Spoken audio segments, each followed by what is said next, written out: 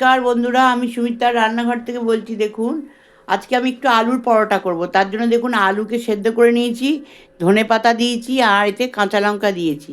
আর আমি এতে দেবো কি নুন আর ভাজা মশলা। তো প্রথমে আমি আলুটাকে একটু ভালো করে ম্যাশ করে নিচ্ছি। দেখুন বন্ধুরা, আলুটা ম্যাশড হয়ে গেছে। এবার আমি এতে কি দেব, এবার এতে আমি একটুখানি নুন দেব,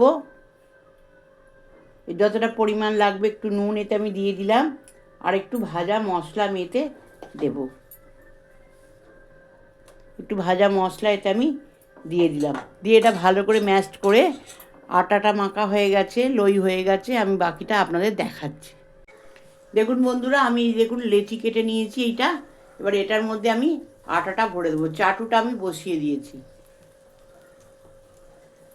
এটা এরমভাবে করছি আমি। দেখুন আপনারা একটু লেচিটা বড় নেবেন যাতে আপনাদের সুবিধে হয় এটা ভরে করতে। দুরকমভাবেও করা যায়। যে আপনারা যদি মনে করেন একটা রুটি বেলে আর একটা রুটির ওপর পুর দিয়ে করবেন, সেটাও করতে পারেন।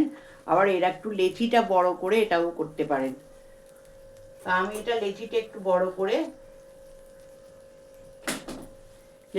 বড় করে এবার এর মধ্যে এরম উপরে দিয়ে আমি জিনিসটা তৈরি করব। শীতকালে এইগুলো খেতে খুব ভালো লাগে।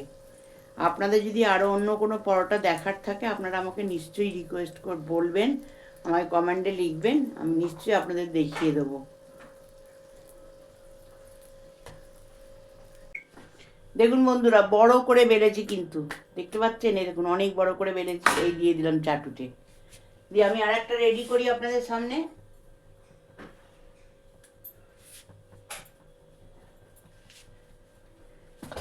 এটা একটু ভালো করে এপিট ওপিট করে হতে দিই। এই দেখুন বন্ধুরা, এই লইটার ভেতর এই আলুর পুরটা আমি এটা দিয়ে দিলাম। আর একটা দেখিয়ে দিলাম আপনাদেরকে আমি।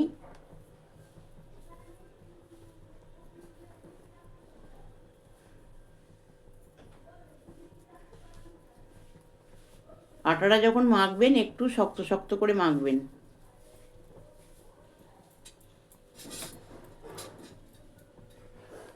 এই দেখুন রেডি করলাম।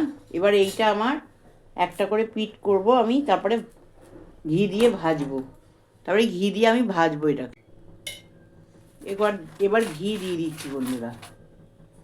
দু পিঠটা ভালো করে সেঁকা হয়ে গেছে। এবার ঘি আমি এতে দিয়ে দিলাম। আপনারা যেরম যেরম ঘি মনে করবেন সেরম করে খাবেন। যদি মনে করেন বেশি করে ঘি দিয়ে করবেন সেটাও করতে পারেন। তবে এটা ভালো করে যদি সেঁকে নেন তাহলে বেশি ঘি লাগে না। সেঁকাটা একটু ভালো করতে হবে।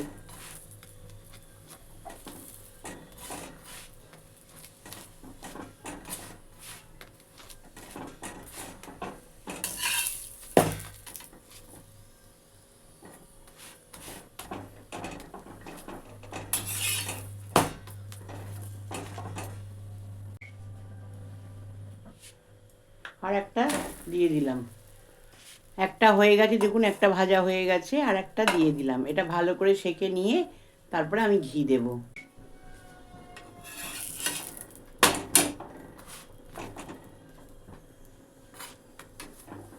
সেঁকাটা ভালো করে নিয়েছি, ওই জন্য বেশি টাইম লাগবে না।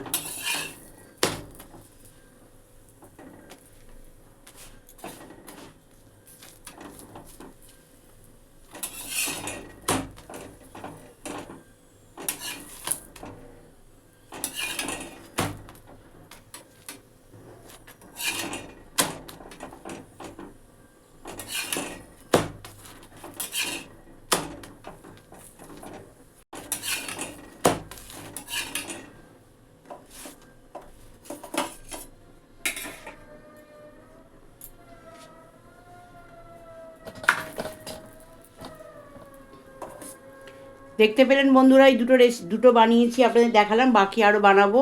এই রেসিপিটা যদি আপনাদের ভালো লেগে থাকে, আপনারা সাবস্ক্রাইব করবেন, সাইডে থাকা বেলটা দাবিয়ে দেবেন, লাইক করবেন, শেয়ার করবেন, কমেন্টে অতি অবশ্যই লিখবেন। আমি সুমিত্রার রান্নাঘর থেকেই বললাম। নমস্কার বন্ধুরা।